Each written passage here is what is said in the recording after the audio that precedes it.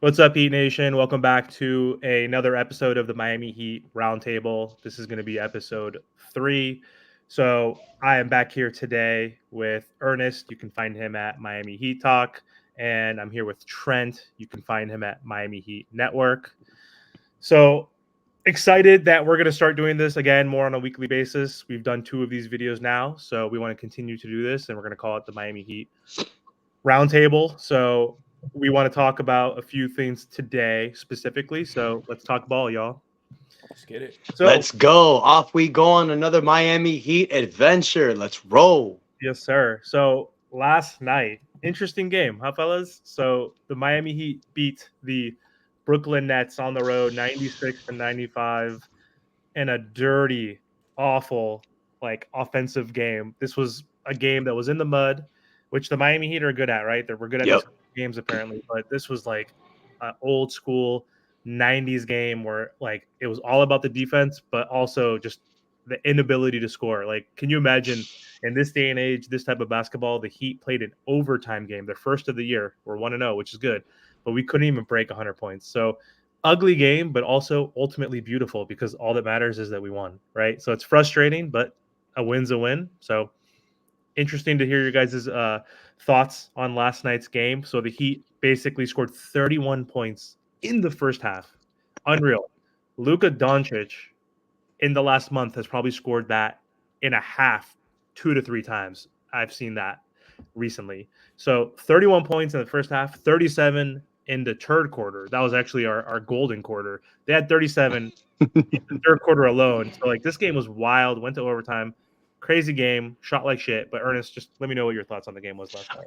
Awesome. Awesome because it doesn't only show the fact that we have the will to win, it shows what we've been seeing all along is that even when we're down, even when we're injured, even when we're hampered, we still find a way to win. You know, when you say injured and hampered, well, Jimmy played. Yeah, but our star for the season, Jaime Jaquez, was out.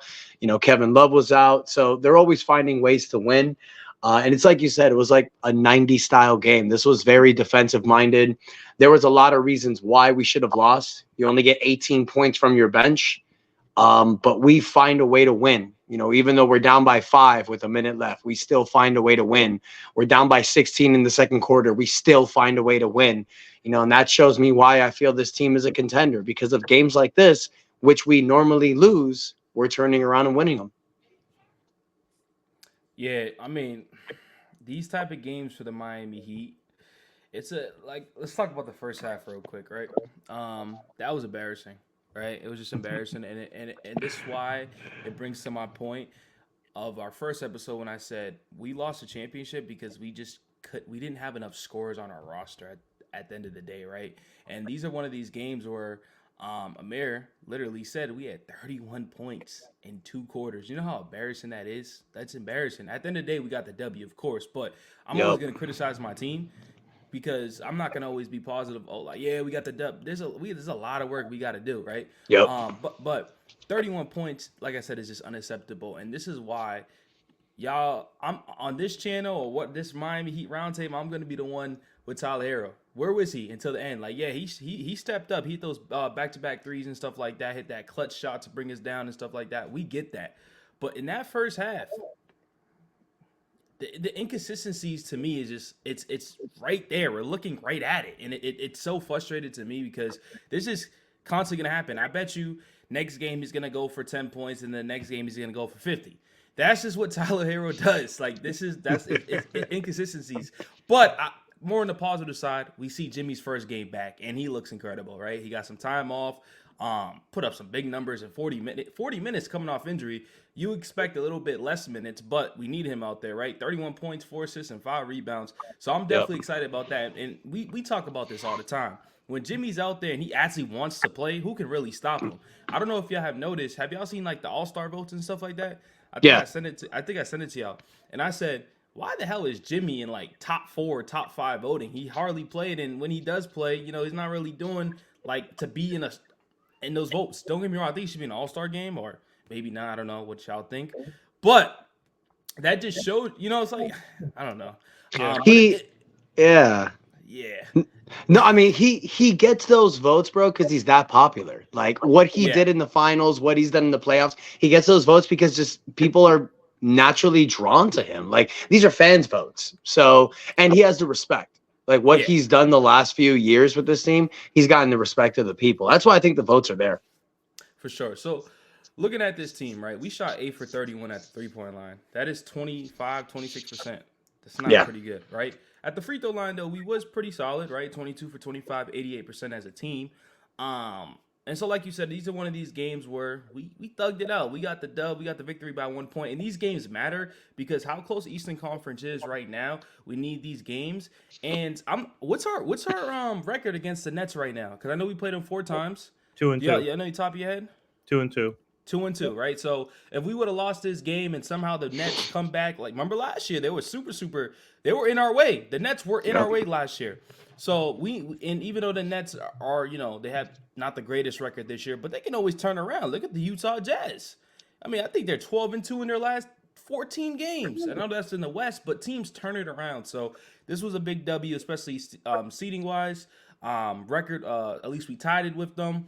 And my last thing I gotta say about this Heat team, man, is that Kyle Lowry is fucking garbage. I'm sick and tired of this dude. So I don't mean to swear.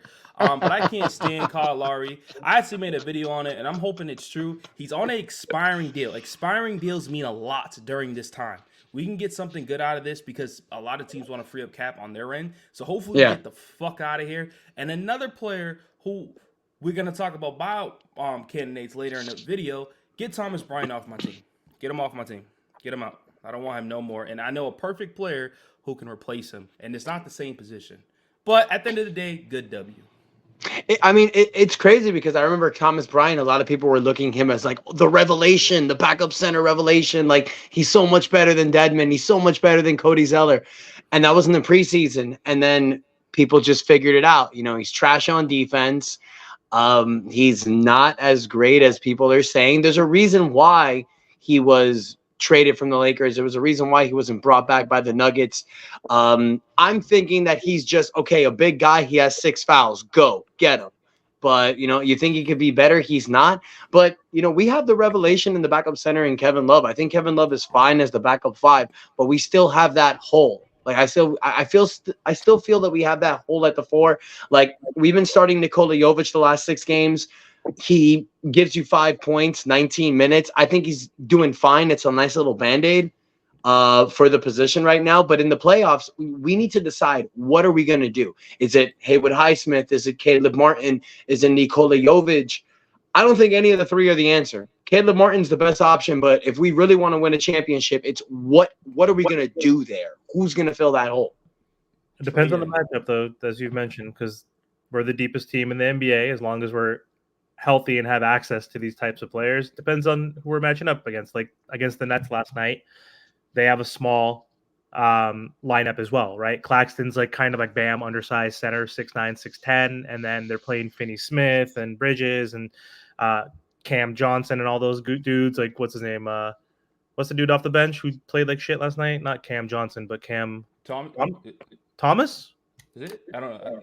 They be starting him and then benching him, so it's weird. Cam Thomas. I know Yeah, Cam Thomas. Yeah, Cam Yeah. Thomas. Yeah, yeah, Cam yeah. So Thomas. they play undersized too. So like it depends on who we're matched up with against. But yeah, to your point, like Jovic, he's fine. I'm happy he's in the rotation, getting some experience, but he's still raw. He's going to be inconsistent. He's going to have a game where he's getting 15, 8, and 5, and he's going to have a game like last night where he only has a few points, but the playmaking's there. The speed of the game is slowing down slightly for him. He's turning over the ball less, so he's good. But in the come playoff time, he's not going to be the answer to your point. And Caleb Martin, Yeah. Haywood Highsmith, good. Swiss Army knife type dudes, but they're 6'4", 6'5", and we don't want to get pounded on by the teams that are bigger. Like even in the East, like if we play like the Cavs when Mobley comes back and they have Allen, Milwaukee has a bigger front court with Giannis and Brook Lopez. Boston with Horford and KP. Like, so you're right, man. We need to figure out like who's going to be like that starting power forward or even backup power forward Yeah.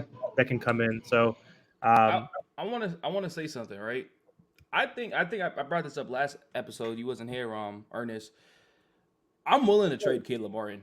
I'm actually willing to trade that dude. And the reason why I'm willing to trade him, it depends. Though. I'm not willing to trade him just to trade him. No, I'm not willing to do that. But if we have to package him into a deal to get us a better team and us a star player, I'm willing to do it. Hmm. Because our mayor brought up a good point. We're not extending him at all.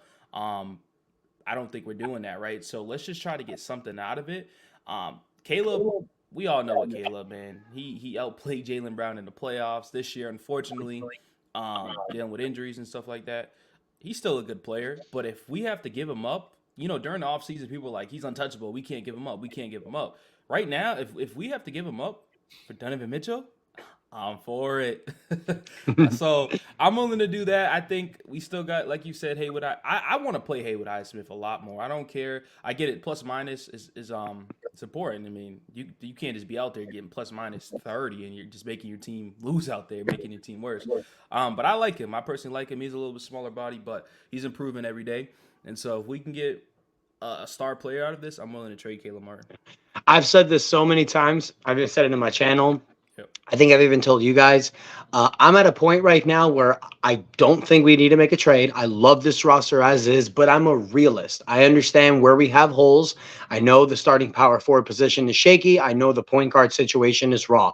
I think Donovan Mitchell is the guy. It's the home run hit to make a trade for. I just don't think it's going to happen this year. Cleveland, they're tied for fourth. I don't think they're going to make a trade. If it happens, it's because it happens in the offseason or because Donovan requests a trade. But the tradable contracts that we have and the players that I'd be willing to give up for to make an in-season trade, to not make a home run hit, but to get someone who's really going to help us, Kyle Lowry, who's expiring, Caleb Martin, who's expiring, a young asset like Nikola Jovic, which is the reason why I feel like he's playing, to bark up his trade value, maybe a future first pick swap, something like that. Those are players that I'm willing to trade right now, this season, to get us a player to help us win. Am I saying we can get a Donovan Mitchell with that trade? Absolutely not, because Cleveland's going to want Tyler Hero. And if that's a possibility, you do it for a Donovan Mitchell. But it's like I mentioned the last time we did this, you guys. DeJounte Murray is perfect. Is the perfect option for us to make a trade for a Kyle Lowry and a Caleb Martin. If we're able to swing that, it's not likely. You got to make the numbers work. Andy Ellsberg is the great numbers guy. But those are three players that we have that I'd be willing to trade. I don't want to trade Bam. I don't want to trade Jimmy. I don't want to trade Hawkes. I don't want to trade Hero if we don't have to. Like I've told you before, like me and Trent are on the same page. If it's getting Donovan Mitchell, trade Hero. But if you have to trade Hero for DeJounte Murray, I wouldn't do that. I don't see a point. There's not a real upgrade there. So it's really depending on the right piece, I feel. Yep, and we also mentioned this too, the last video when you weren't here, Ernest, that I don't think the Hawks would want, if they're trying to gut their roster, get rid of DeAndre Hunter, Capella, Bogdanovich, Murray, and keep only Johnson and Trae Young, then they wouldn't take Tyler anyway because they're getting the same contract back roughly for DeJounte. So exactly, I think they want to experiment with people at different positions and let Yeah. Trae be the star in the backcourt. But let me ask you this real quick though. So I'm going to name a few players, and one, Murray is one, of course. Another player, Terry Rozier. Let's just start off with those two guys. So initially, if we're going to have to trade for them, because those guys both signed big extensions, I think Rozier has like 2 or 3 years left on his like $100 million deal or so, making 25 mil. Would you be willing to trade Jovic in any of those deals as the sweetener to get either one of them? Because right now it has a Kyle, a Caleb. I don't know if a pick's going to be involved, but if they're asking for a young piece. But actually, I have this note. Let me actually – I just saw that the Hawks have said for Murray – I've seen 2 reports. So one is either a young, good type of player, up-and-coming type of player, like a Hawkes, let's say, which we're not going to do, and a first-round pick, or just 2 first-round picks and whatever that can match the salary. So what are your thoughts? Would you be willing to trade like Jovic as that young piece, or would you be willing to give up like the 2 first-rounders? Go ahead, Trent. So personally, what I'm looking at for Miami at this point, I'm willing to trade Jovic. I mean, I've been willing to trade him. You know what it is? I give up on young players too quick, and that's a problem with me. And I'm just gonna bring this up real quick. I was one of LaMelo Ball's biggest haters, and now look at him. Look at him. He's a baller. He's a really really good player. So I'm always gonna regret this.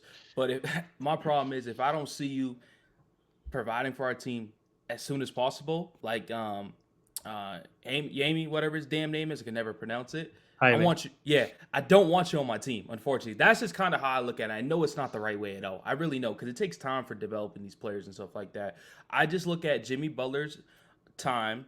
I look at he's getting older, and I want to win a championship in his era. Right? That's what I want. So I'll do whatever it takes. If we have to give up Jovic, I'm willing to do that. So a player that I would want to do this with, if we're gonna get DeJounte Murray, right? They're looking to package a deal. I don't know if you said this, but they're looking to package him with somebody. A player that I'm looking at is DeAndre Hunter. DeAndre Hunter is 6'8". He hasn't played much this year, but he's a 6'8", averaging 15 points a game, shooting 40% from the three-point line. If we could package him and Murray together, I would be super, super excited because he's known as a 3-and-D guy. He just has health problems. That's his thing, and that's a big thing. I know we already have enough health problems with the Miami Heat. We already got enough. But bringing those two guys in, I would honestly love that. And I think DeJounte Murray's going to go for cheap. I really, really do think he's going to go for cheap. Hopefully the Lakers don't get it because the Lakers are actually in talks for him right now. So that is a little bit concerning to me. Yeah, they want Reeves though. I don't know if they're willing to give up Reeves, but fuck Reeves. I'd give up Reeves for DeJounte Murray in a heartbeat. But So yeah, I like the Hunter piece too because yeah. 2 years ago, remember against the Hawks first round, like DeAndre Hunter had some games, man. Like he busted us up a little bit. Yeah, So that actually works. I'm looking at the numbers right now. DeJounte Murray, his contract goes up next season. It's similar to the Tyler Hero, but he's making 18 mil this year. With the DeAndre Hunter's 20. That's 38 million. Kyle Lowry makes 30. Caleb Martin makes 6.5, 7. Yep. And Jovic is like at 2. So all we need to that actually works. You just grab a salary filler from Atlanta. I don't care who, take one of these chumanacos and then just release them, whatever. And you make the trade work. Miami's probably going to have to throw in a future first-round pick, maybe a pick swap. So technically, that's 2 first-round picks. You got the pick, and then you got Jovic.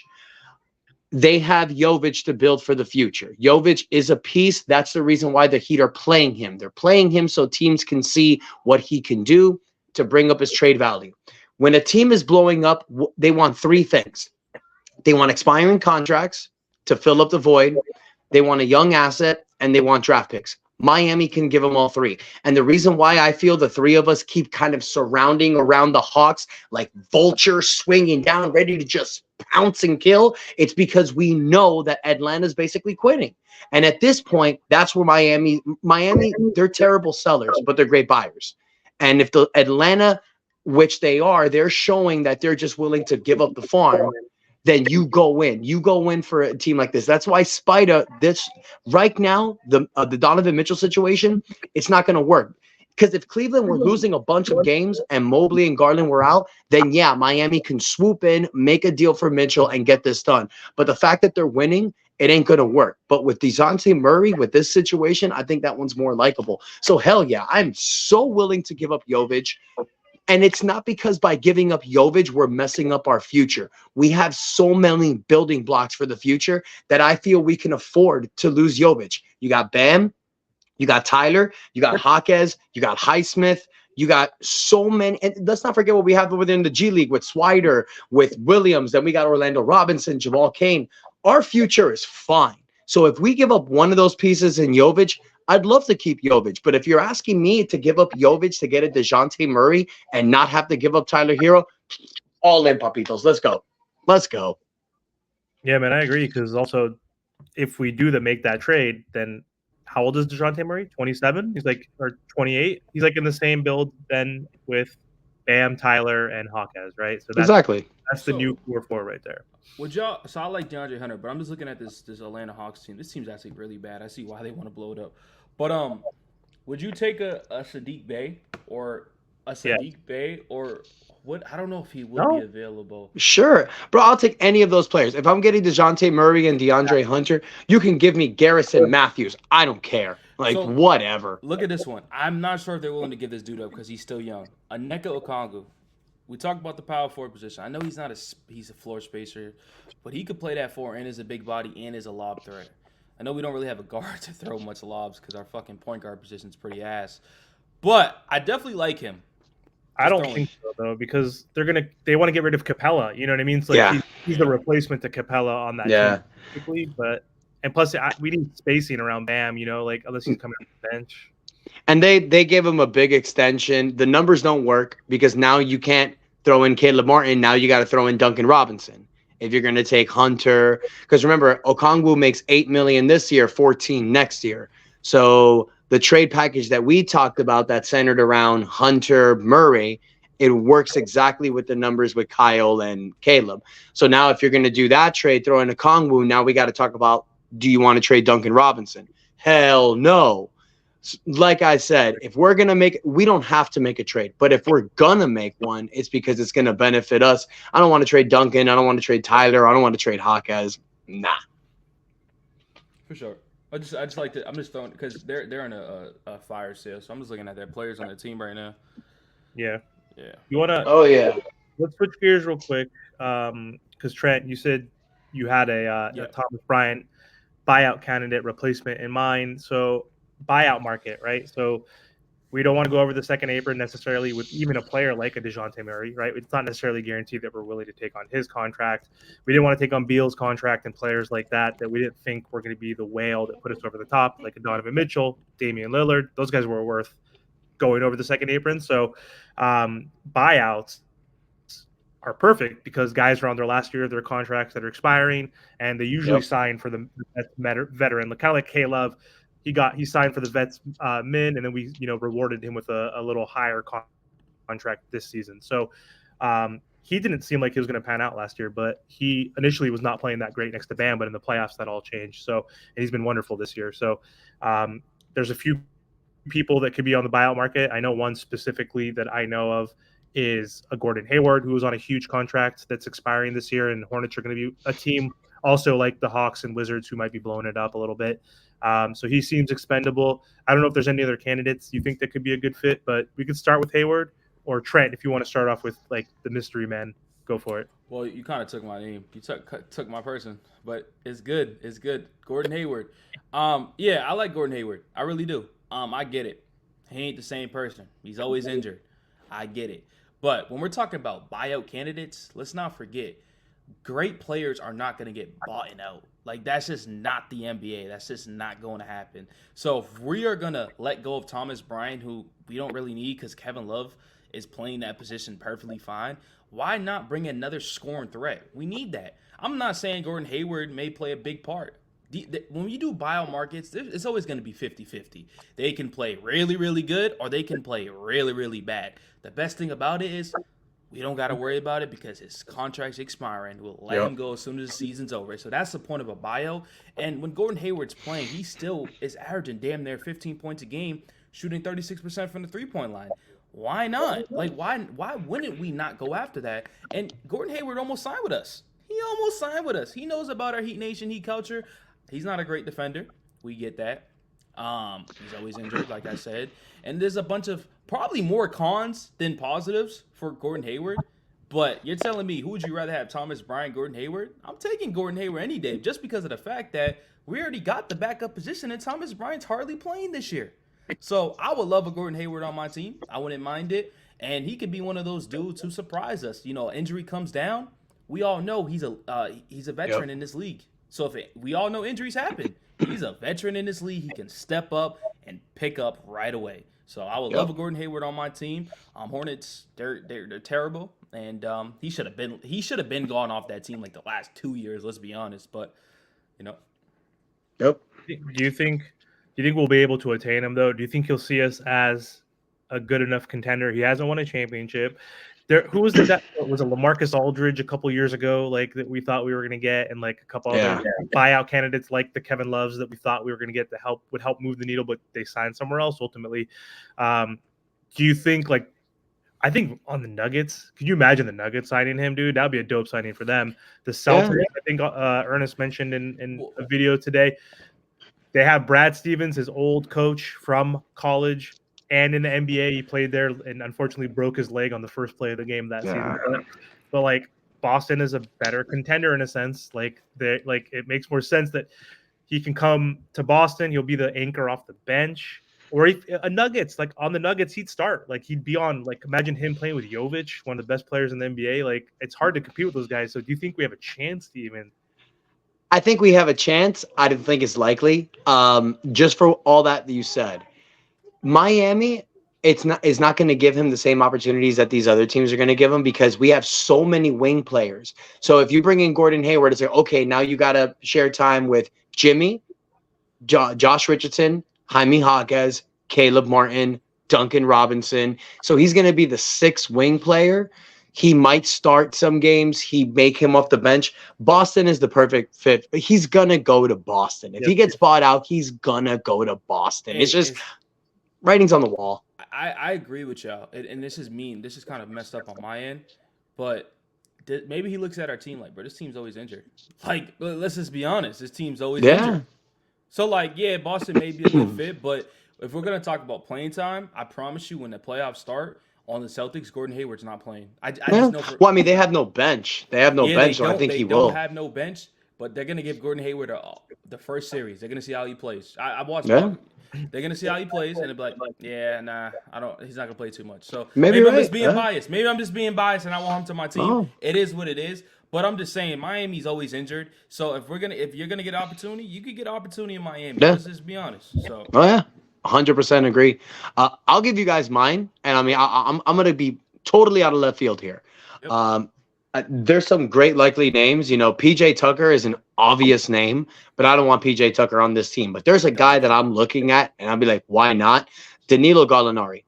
Dude was just traded to Detroit. You know he's going to get bought out. He played only 5 minutes.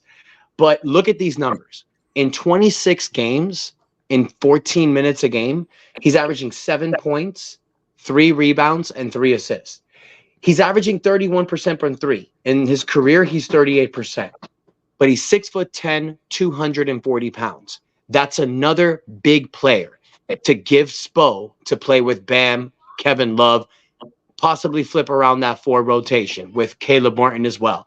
Dude can hit shots. He can space the floor. He's a big body. He can rebound. He's not greatest defender, obviously, we know. But I think what he can bring 15 minutes a game, that's a guy in the buyout market because he can do for us what Kevin Love did last year. And like I said, that's bringing another big body, which in my opinion is something we need, excuse me. Yeah, I think he could help with spreading the floor, obviously, maybe getting a little hot off the bench, playing, what do you think, 10 minutes a game, 12 minutes a game, probably? 10, 15, yeah, because, you know, Bam plays like 40 minutes a game in the playoffs. Yeah. Yeah, I mean, not bad. I don't know if it's going to move the needle necessarily, like a Kevin Love luckily has done for us, just because he's on the wrong side of 30. He's 35, just coming off like that ACL. Like he's literally like can't move. Like that dude is in quicksand. You know, like he can't. 7 points a game for 14 minutes. I don't think that's that bad. I think it's all right. I think it's like you said, he's not going to move the needle, but you know he can give us some good games. I feel he's still capable. I'm sure he's still a bucket. He could probably get us like 10, 12 points every once in a while off the bench, depending on how many minutes he gets per game. But I mean, he would be more of a reliable scorer than like a Jay Rich type of dude who's inconsistent, or Haywood if he's coming off the bench, because he was a former scorer who could average 18 points a game when healthy. So not a bad option. I think. I mean, they're gonna gut. That's another team, right? That's willing to drop players as well. Like, is there any Wizards guys that come up? I know. Ernest, let's end on this. You talked about Kyle Kuzma's available. I think it was 2 first-round picks. Yeah. I like him, I guess, but I don't know. I don't think he's going to move the needle necessarily. I don't necessarily trust him in as our third or fourth best player. Like, look what he did with the Fakers. Granted, he was playing behind LeBron James, but like he was good when the kids were there before LeBron was there, right? With Ingram and Clarkson and Lonzo and Randall. Like, look at all those names the Lakers fucking traded. Fucking idiots. But anyway, they got their fucking ship. But yeah, I don't know. Kuz could be an awesome fit. I watched your video today. You guys should go check out Ernest's video. He talks about Kuz in there as well. He could be a good fit next to Bam, but I just don't trust him necessarily. But I think the Wiz, one of the worst teams, second worst record in the NBA. Yeah. Is there a player like a Monte Morris, former Nuggets point guard, that could be bought out? I think if he becomes like a buyout or trade candidate, I think Monte Morris could be someone who's Let's not look really at. at all. We can look at Thaddeus Young. That's another option. I mean, if you trade Kyle Lowry for a Kyle Kuzma, for example, and then you have that hole in the point guard, then yeah, Monte Morris, maybe even a Patty Mills. I know people weren't really happy when I said that, but you're if you're trading Kyle Lowry, it's because you understand the fact that you don't need a point guard on this team. We have so many ball handlers. Our center is a ball handler. So the fact that we really don't need it, but it would be smart to pick up somebody, a veteran point guard from the buyout who can give you 10 to 15 quality minutes off the bench, But at this point, the way that we're playing, I think it's definitely doable. And if you trade for a Kyle Kuzma, I don't think that's likely. I don't think the Heat are going to want to do it.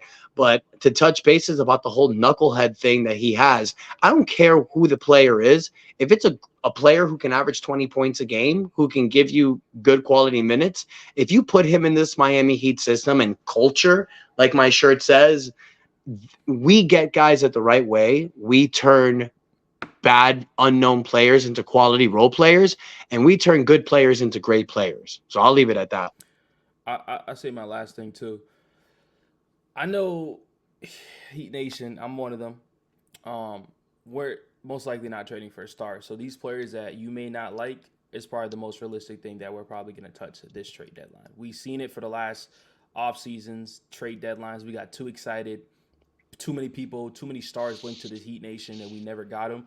I gave up when we didn't land Dame. Just gave up right then and there and didn't expect no other big move after that. So a Gallinari, if we have to live with that, that's how we have to live with it, because we can't expect to land anything at this point until further notice.